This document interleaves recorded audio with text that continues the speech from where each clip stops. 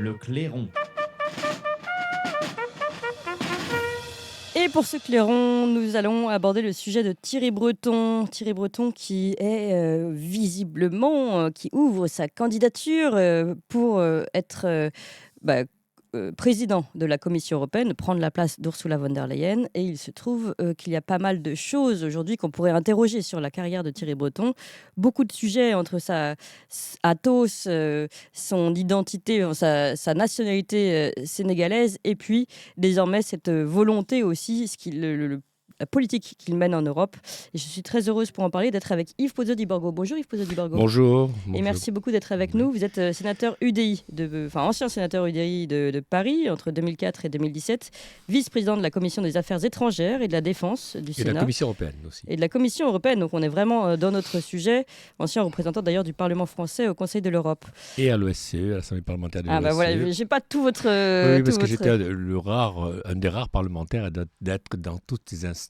Et voilà, donc vous êtes vraiment bien passé. En plus, vous connaissiez Thierry Breton parce qu'il a été de votre groupe. Oui, politique. enfin, c'est comme on rencontre beaucoup de monde en politique, j'ai eu l'occasion de rencontrer Thierry Breton, mais enfin, je ne suis pas un de ses intimes. Oui, bien sûr, mais vous connaissez un peu le personnage, disons plus peut-être que d'autres. Alors, il se trouve que donc aujourd'hui, Thierry Breton, commissaire européen au marché intérieur, Libération récemment a sorti un article pour rappeler, entre guillemets, sa bonne fortune et le fantôme d'Athos, dont, je le rappelle, les actions se sont effondrées juste après la vente de ces titres.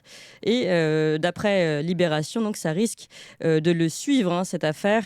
En ce moment, il y a une mission d'information sénatoriale sur cette affaire, mais qui pourrait être transformée en enquête parlementaire, à proprement dit, sur cette débandade, comme le dit le Libération, d'Athos. Athos, je le rappelle, pour tous, c'est le fleuron français de l'informatique. À cette réponse, Thierry Breton dit qu'il ne fait jamais rien au hasard et qu'il est toujours au bon moment, et que lui, quand il est parti, les actions se portaient bien, et que c'est juste après, finalement, qu'il y a eu une chute. Donc voilà un peu ce qui traîne aujourd'hui derrière la carrière de Thierry Breton, qui lui, pourtant, se voit aujourd'hui en président de la Commission européenne. Qu'est-ce que vous avez à dire justement sur ce parcours et sur ce qu'il vise aujourd'hui ?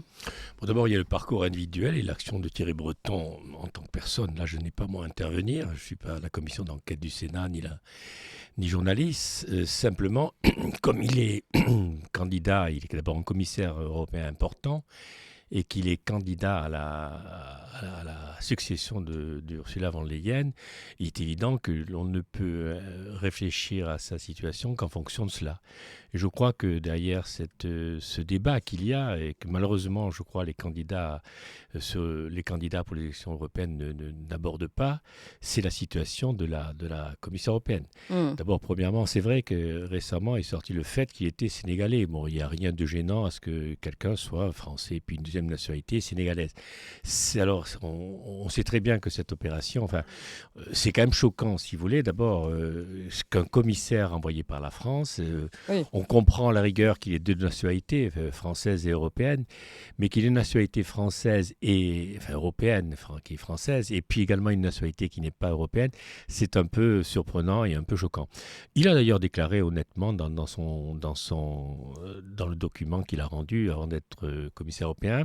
Et là, manifestement, on sent très bien que si cette affaire est sortie, que ça provient de la compétition qu'il y a entre lui, Ursula von der Leyen et puis d'autres là-dessus. On a bien compris que cette affaire... Alors, les réseaux sociaux l'ont grossi, moi-même, je l'ai grossi parce que je considère important. Oui, mais c'est quand même intéressant. Voilà, je veux dire, c'est quand même intéressant. Même si ça résulte d'une compétition politique. Non, surtout, c'est le signe, si vous voulez, qu'on a un gros problème avec cette Commission européenne sortante. D'abord, c'est la première fois qu'on a une Commission européenne, je veux dire, aussi mauvaise. Alors, il ne faut pas oublier, reprenons, et ce qui me surprend, c'est que ce soit tous les candidats, que ce soit les Bardella ou tous les autres, personne n'aborde ce sujet. Oui. Et pourquoi, à votre avis ? Est-ce que c'est justement un tabou, pour reprendre un mot à la mode ? Je pense par ignorance, et puis surtout, il y a une sorte d'écrasement de la Commission européenne sur la vie politique européenne. Qu'est-ce qui se passe ? C'est la première fois qu'on a une commission qui a quand même fait des dérapages institutionnels, sans que personne réagisse. L'affaire de la santé et des vaccins, ce n'est pas la compétence de la Commission européenne. L'affaire de la guerre n'est pas la compétence de la Commission européenne. L'affaire des sanctions, sur quelle base juridique la Commission européenne a pu mettre plus de 19 000 sanctions à la Russie, en rappelant d'ailleurs que le pays qui avait reçu le plus de sanctions avant, c'était l'Iran qui en avait reçu 5 000. Et donc là, 19 000. Mais sur quelle base juridique? C'est ça qui est complètement fou. C'est qu'on a vraiment, on voit au niveau européen, des dérapages extraordinaires. Autre dérapage, la Commission européenne qui était quand même toujours par rapport à différents pays, était quand même solide financièrement. Là, nous rentrons dans un processus où la Commission européenne va avoir des dettes. Et il faut savoir que ces dettes que la Commission européenne actuellement fait, 17% sont à la charge de la France, qui vont se rajouter aux 3 200 milliards de dettes. C'est-à-dire, on a vraiment... Et puis, en gros, des gros problèmes aussi. Moi, j'étais centriste d'origine, toujours très européen. Hein, j'étais quand même du parti de Robert Schuman, j'étais quand même du parti de Jean-Luc Mélenchon, de tous ceux qui se sont battus pour l'Europe. J'étais même à l'époque membre du PPE. J'ai même participé à une réunion du bureau du PPE quand il y avait tous ces chefs d'État. Donc, j'étais un engagement européen. Mais c'est ce qui se passe actuellement avec cette Commission européenne qu'on a toujours voulu défendre parce que la Commission européenne avait un rôle d'initiative. Et c'est pour ça qu'on a toujours voulu la défendre. Et les pères fondateurs de l'Europe ont eu besoin d'une Commission européenne.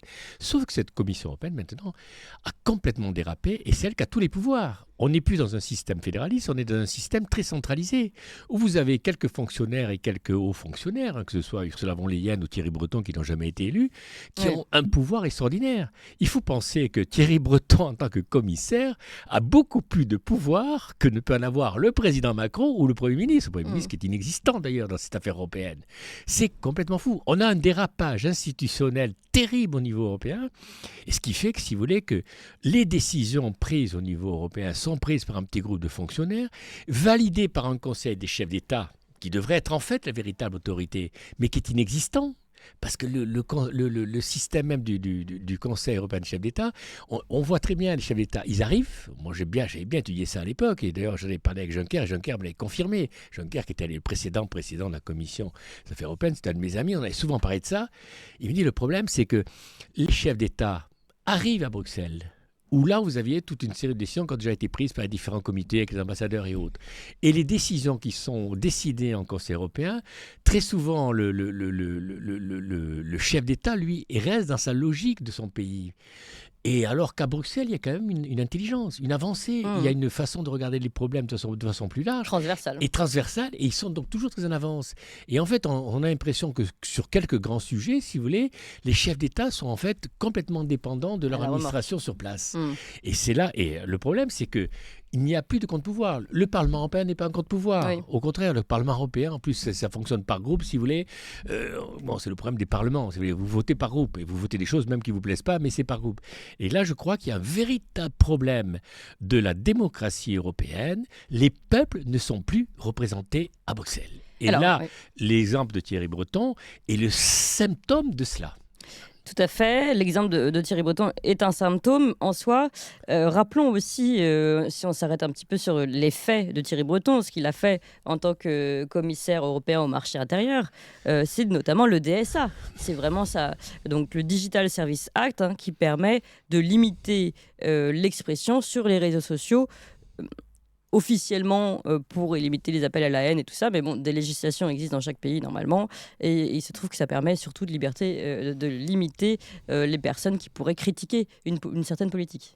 Alors, il y a des choses qui sont positives dans ce DSA, notamment beaucoup de choses, mais il y a surtout quelque chose qui est quand même liberticide, c'est cette conception de la désinformation, sur quels critères base. Alors, un des problèmes que l'on a aussi dans cette logique très autoritaire de la Commission européenne, c'est que la plupart des parlements, vous savez, sont souvent, beaucoup de textes, je ne sais pas si c'est 70% ou 80% des textes, sont l'émanation de textes européens. Et c'est très surprenant, quand vous voyez mes collègues parlementaires, un texte européen, ce texte européen, donc on l'applique. On fait quelques changements et on l'applique. Mais il n'y a plus aucun tel esprit critique. Moi, je sais, j'étais vice-président de la Commission des Affaires européennes, et la Commission des Affaires européennes a du pouvoir, que la Constitution lui a donné. Je parle aussi bien au Sénat qu'à l'Assemblée nationale. Et donc, elle a un pouvoir critique. Et connaissez-vous les présidents des commissions européennes du Sénat ou de l'Assemblée? Donnez-moi un nom. Des commissions? Les présidents de la Commission des Affaires européennes du Sénat ou de l'Assemblée. Pourtant, elle a un pouvoir très important. Personne ne les connaît. Ils devraient intervenir sur tout. Ils auraient dû intervenir sur les dérapages institutionnels, sur l'affaire de la santé, sur l'affaire de la guerre, sur l'affaire des sanctions. Vous avez entendu quelque chose de leur part? Rien. Je ne sais pas, peut-être qu'entre eux, ils en ont parlé. Moi, je n'ai pas lu tous les comptes rendus de ces commissions. Mais cette commission des affaires européennes, moi, je me souviens quand on était trois qui dirigeons cette commission au Sénat, nous étions très présents. Combien de fois nous avions interrogé la Commission européenne, nous avons fait voter des résolutions. Là, qu'est-ce que vous voyez de ces commissions? Elles sont inexistantes. Du moins médiatiquement, peut-être qu'elles font leur travail, mais manifestement, on n'a pas l'impression qu'il y a un retour politique de ce travail-là. Et je crois que c'est un des problèmes que l'on a, c'est que l'Europe écrase, la Commission européenne écrase la vie politique de tous les pays. Et je crois que là, il y a vraiment un problème profondément démocratique, ce qui fait d'ailleurs qu'il y a de plus en plus de gens qui disent mais il faut sortir de l'Europe. Oui. Ce n'est pas le débat. Moi, je pense que le débat, c'est de retrouver la démocratie en Europe. Et je crois qu'un des gros problèmes, c'est de ramener d'abord le rôle de la Commission européenne dans le sien, c'est-à-dire bloquer tous les dérapages institutionnels qu'il y a, mais en plus avec l'aide du président. Mais ce sont des dérapages institutionnels qui sont liés aux institutions et aux règles de l'Europe, ou alors personnels, dans le sens où, là on a bien vu Ursula von der Leyen, en dehors de ces... Il y a deux choses. Il y a d'abord des dérapages personnels, mais il y a surtout aussi des dérapages politiques qui sont intéressés. On voit très bien que le président Macron, on le voit très bien avec les votes qui ont eu lieu au Parlement européen et en France, d'arriver à faire une sorte de fédération de l'Europe. Et que le président Macron, par exemple, est un des porteurs justement de cette dégradation de la situation démocratique, parce que lui cautionne justement cette disparition des États. Il veut arriver à ce qu'il y ait une sorte de fédération quand vous pensez qu'il parle de souveraineté européenne. Mais moi, je me souviens, j'étais parti centriste, j'étais trop jeune, je n'ai pas connu Robert Schuman, mais dans mon parti, quand j'y suis arrivé, il y a beaucoup de gens qui avaient connu Robert Schuman. Mais ils disaient, mais Robert Schuman, il était à fond pour garder les nations. Lui, il voulait simplement, au niveau européen, pour éviter la guerre, créer des solidarités entre la France et l'Allemagne, entre les pays qui se battent. D'ailleurs, ce qu'on aurait dû faire avec la Russie, quand en 1989 ça a explosé, on aurait dû créer des solidarités entre l'Union européenne et la Russie. Ça aurait évité, si vous voulez, toutes ces tensions qu'il y a actuellement et ces guerres qu'il y a actuellement. Et je crois qu'un des problèmes, et c'est pareil d'ailleurs, même Jean Monnet, que l'on accuse d'être pro-américain, mais Jean Monnet relisait ses textes, Jean Monnet disait bien, il faut conserver les nations.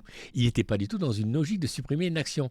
Et là, nous avons tout un courant politique que d'ailleurs porte le président Macron, et c'est un véritable problème, c'est qu'en fait, vous arrivez à une disparition, si vous voulez, de ce qu'est la nation, où le pouvoir, le président de la République, pourtant élu par tous les Français, aura beaucoup moins de pouvoir. Là, actuellement, je peux vous dire, quand vous prenez l'ensemble des choses, le commissaire européen du secteur a beaucoup plus de pouvoir que le président de la République. Donc Thierry Breton a plus de pouvoir que... Mais bien sûr, vous avez vu sur l'affaire de l'agriculture, un président Macron qui est impuissant de poser les choses. Il va à Bruxelles, il va quémander à Madame Van Leyen, qui est rien du tout, qui est une fonctionnaire, il va lui commander, est-ce qu'on pourrait faire ça? Et Van Leyen leur envoyer dans les choux. Qu'est-ce que ça a changé? Rien du tout. Et pourtant, il a dit, non, voilà. Et c'est le problème. Et ça, mais c'est terrible pour l'avenir de l'Europe, parce qu'il y aura certainement une réaction, comme on l'a fait en 2005, où là, on avait quand même eu un vote qui a été négatif sur l'Europe. Oui, d'ailleurs, on va voir ça pour les européennes, déjà, premier sujet. Et deuxième sujet, pour cette... comment ça se passe exactement? Parce qu'on voit à quel point, et encore en vous attendant, on se rend compte encore plus que finalement, l'élection de la présidence de la Commission européenne, on devrait tous en parler finalement, parce qu'aujourd'hui, cette personne-là a plus de pouvoir peut-être que notre propre président. Bien sûr. Donc pourquoi aujourd'hui, on n'en parle pas. Deux, qui sont les candidats? On sait qu'il y a Thierry Breton, on sait qu'il y a Ursula von der Leyen, deux personnes qui vont tout à fait dans la même, qui sont dans la même logique, même si elles ont des carrières différentes. Finalement, elles sont dans la même logique. Le problème, là, c'est parce que, bon, ici, ce qui s'est passé, c'est que Van Leyen demande... Vous savez, le problème, c'est que dans tous les parlements, notamment au Parlement européen et à Bruxelles, les groupes fonctionnent en groupe. Et donc, pour être candidat, c'est le groupe majoritaire qui propose le candidat. Donc, pour le moment, c'est le PPE qui est majoritaire et qui risque de rester majoritaire, puisque, par exemple, tout ce qui est la droite, ou ce qu'on peut considérer comme extrême droite, n'est pas uni. Elle serait unie, peut-être qu'elle gagnerait. Enfin, elle pourrait même être majoritaire et puis peut-être avoir la Commission européenne. Donc, le PPE se réunit et Mme Van Leyen dit, moi je suis candidat au renouvellement parce qu'elle est PPE. Et donc, il y a un vote du PPE. Et là, il y a eu l'action de quelqu'un qui est trop discret, qui s'appelle M. Bellamy, qui a été très efficace et qui a réussi à déstabiliser Mme en disant, moi je suis contre la candidature de Mme Van Leyen. Et il a réussi à la déstabiliser, puisque sur les 800 personnes qui devaient voter, il n'y en a eu que 400. À la suite de ça, vous avez Thierry Breton, qui lui n'est pas au PPE, il est plutôt l'émanation du courant Macron, donc le troisième Renew, groupe du Parlement européen, qui est le groupe libéral, Mm. a dit c'est plus au PPE à diriger. Donc il a pris à partie Van Leyen, d'où les contre-feux de Van Leyen qui sort l'affaire sénégalaise et qui va tellement sortir d'autres affaires sur Thierry Breton. Je peux vous dire qu'elle va en sortir. Je ne sais pas s'il en a d'ailleurs, peu importe. Donc non, mais c'est intéressant. L'article de Libération est finalement une opération commando. Je sais pas si c'est une commando, mais manifestement, on sent très bien que c'est les réseaux Van Leyen, bien sûr. Une réponse d'Ursula von der Leyen à Thierry Breton. Sans compter qu'un des éléments. Mais au passage, on découvre des choses, nous, c'est intéressant. Sans compter que je crois qu'il y a un élément important, c'est que c'est vrai que l'Amérique joue beaucoup de ce rôle-là. Oui. Là, manifestement, en Italie, vous aviez Meloni qui avait passé un accord à Van Leyen, presque comme information.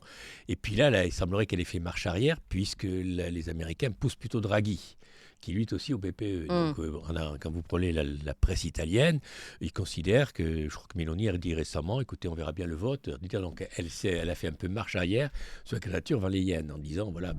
Et là, c'est vrai qu'actuellement apparaît une candidature qui semble beaucoup plus solide que celle de Breton ou que celle de Van Leyen, que celle de Draghi. Je ne suis pas sûr d'ailleurs que c'est une bonne chose, parce que Draghi, autant il a été, à l'époque, quand il y a eu la crise financière, il a sauvé l'Europe, parce qu'il a pris les bonnes décisions, mais après ça, c'est quand même lui qui est à la base de toute l'inflation qu'on a actuellement. Parce qu'en l'acceptant, que la Banque européenne accepte, si vous voulez, des taux négatifs, on a la conséquence maintenant avec l'inflation. Et ça, c'était une très grosse erreur de Draghi, quand il était président de la BCE. Mais c'est vrai qu'actuellement, il apparaît comme un des candidats les plus solides.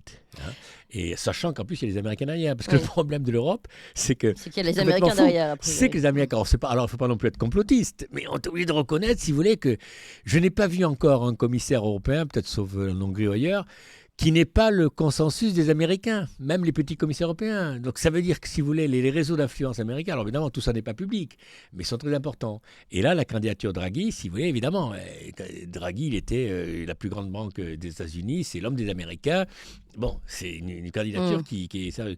Breton aussi était l'homme des Américains. C'était aussi, quand on regarde bien ce qu'il fait, vous vous rendez compte que c'est quand même le relais des grands laboratoires. Les décisions qu'ils ont prises sur la stratégie vaccinale, c'était vraiment pour relayer l'action des laboratoires. Enfin, 70 milliards d'achats sans que personne vérifie comment ça s'est passé. C'est fou ce qui s'est passé. Oui. Regardez sur l'affaire de la défense. Quand j'étais sénateur... Mais alors, attendez, pardon, juste, parce que du coup, cette histoire de règlement de compte entre les différents commissaires qui sont tous candidats aux élections... Pas tous, non. Pour ceux qui sont Breton Vallier, c'est ce qu'on raconte à Bruxelles. Oui, et puis maintenant qui est relayé dans différents articles, notamment Libération. Ça voudrait dire aussi que ce qui est sorti récemment concernant Ursula von der Leyen et le fait que son mari ait des liens d'intérêt en direct avec Pfizer et tout ça, est-ce que vous croyez que c'est aussi du ressort finalement d'un règlement de compte ou juste que finalement il y a des travaux d'enquête qui avancent aussi? Non, là, elle, alors depuis déjà 3-4 ans, on a des éléments, notamment l'enquête d'un journaliste qui était terrible, qui était obligé de se cacher parce qu'il craint pour sa vie, d'un journaliste roumain qui a disparu dans tous les réseaux, où elle montre vraiment que les liens entre Van Leyen et son mari et puis M. Bourla de Pfizer sont terribles. Enfin, c'est des liens de conflit d'intérêt énormes. Et l'argent qu'elle a donné aussi à la société de son mari. Enfin, il y a d'ailleurs une enquête pénale en Italie, une enquête pénale à Bruxelles. Et d'ailleurs, le fait que le Parlement européen s'y soit intéressé, c'est peut-être aussi pour bloquer ces enquêtes, de dire c'est à nous de le faire, parce ils protègent Van Leyen. Le problème, c'est qu'on a un parquet européen qui a tendance à protéger Van Leyen, qui dépend d'ailleurs d'un commissaire européen, Reinert, et qui en fait, Reinert lui-même n'est pas, quand vous regardez son CV, n'est pas quelqu'un blanc-bleu. C'est un peu le problème de cette affaire de corruption de la Commission européenne, c'est aussi une interrogation que l'on a en temps. Et on aurait intérêt d'ailleurs là-dessus, si vous voulez, on n'a pas de structure qui doit s'interroger. Je pense d'ailleurs que la justice française pourrait s'intéresser au problème de Van Leyen sur l'affaire, parce que la justice française sur l'affaire des biens mal acquis, c'est donner une compétence universelle.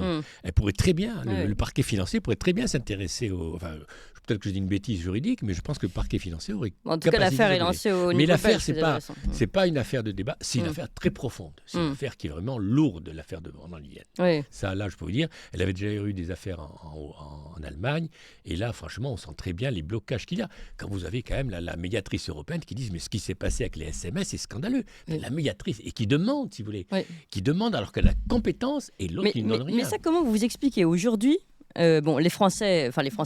En général, les citoyens européens n'ont pas le droit à la parole sur ce sujet en disant attendez, nous on veut pas que ce soit de nouveau Ursula von der Leyen au vu de ce qui est derrière.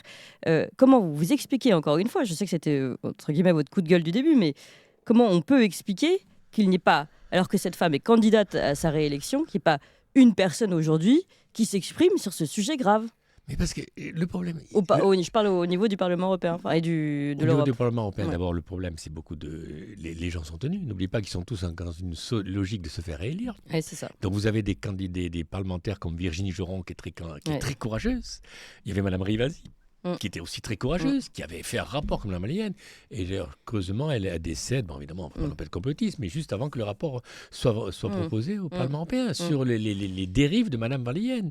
Si vous voulez, Et Virginie Joron, pour le moment, et en tout Virginie cas, on ne sait Joron, pas où est on sa sait pas place. aller, ouais. oui, en même temps, parce que si vous voulez, Virginie Joron, parce qu'elle a beaucoup d'adversaires, notamment, j'ai découvert, si vous voulez, et si le Front National ne le prend pas, ça sera un problème. Ça voudra dire que, si vous voulez, il est sous influence des laboratoires. Moi, je ne vais pas me mêler de ce qu'ils font, mais c'est vrai qu'elle, Elle représente ce combat. Elle représente le combat avec 3-4 autres parlementaires. Tout à fait, d'autres ils sont trop, qui sont là. politiques. Mais ils sont très isolés. Parce que vous fonctionnez en groupe dans les parlements. Et au Parlement européen, encore plus. Les gens, ils viennent, ils votent. Vous savez comment ça se passe le vote? Pendant 2 heures, vous avez plus de 600, 700, 800 résolutions qui sont votées. Comme ça, totalement. Mais c'est des méthodes de travail qui sont, je veux dire, c'est fou. On peut pas, qui sont même plus démocratiques.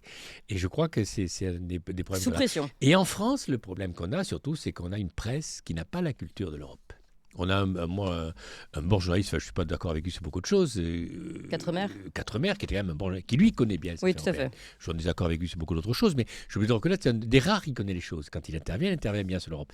Mais il est le seul. Quand vous entendez tous les jours, enfin je dis ça, enfin, vos collègues des médias, que ce soit radio, des télés ou des journaux, écrivent sur l'Europe. Vous vous rendez compte, si vous voulez, ils ne maîtrisent pas les dossiers.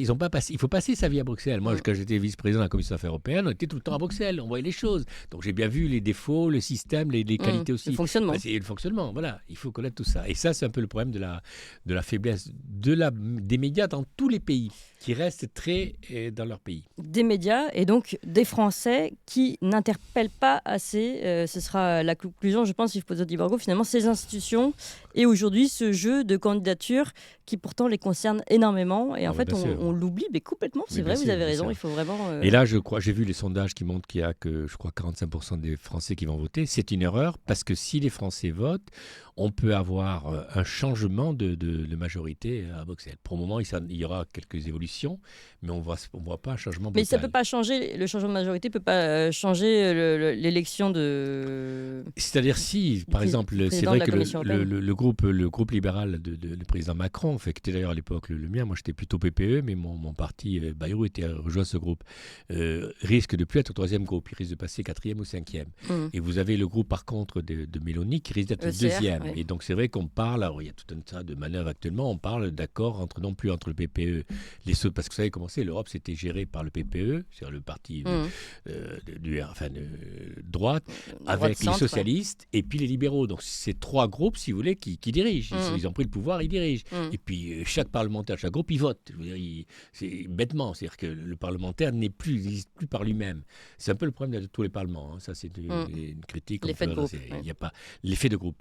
Et là, il se peut qu'il y ait des changements. Mais de là à ce qu'il y ait un changement brutal, notamment, il y a quand même de plus en plus de gens dans tous les pays. On le voit très bien, la montée, ce qu'on dit l'extrême droite. C'est pas l'extrême droite, c'est une droite. Revendication populaire. C'est une revendication, si vous voulez, démocratique de la plupart des pays. Alors évidemment, la presse française dit c'est ces gens d'extrême droite. Non, c'est simplement, si vous voulez, des gens qui veulent être représentés, qui veulent avoir leur mot à dire sur les affaires de Bruxelles. Mais est-ce que ce mouvement-là sera suffisant pour déstabiliser le pouvoir actuel? Je ne sais pas. N'oubliez pas l'Europe. En tout cas, chers auditeurs, c'est aussi le mot d'Yves Pozzo-di-Borgo qui connaît bien ce sujet. Merci encore Yves Pozzo-di-Borgo. Je rappelle, on ne va pas remettre tout votre CV, mais ancien sénateur UDI de Paris et vice-président de la Commission des Affaires étrangères et de la Défense du Sénat. Vous disiez aussi... La Commission européenne aussi. Des commissions européennes. Merci beaucoup à vous tous.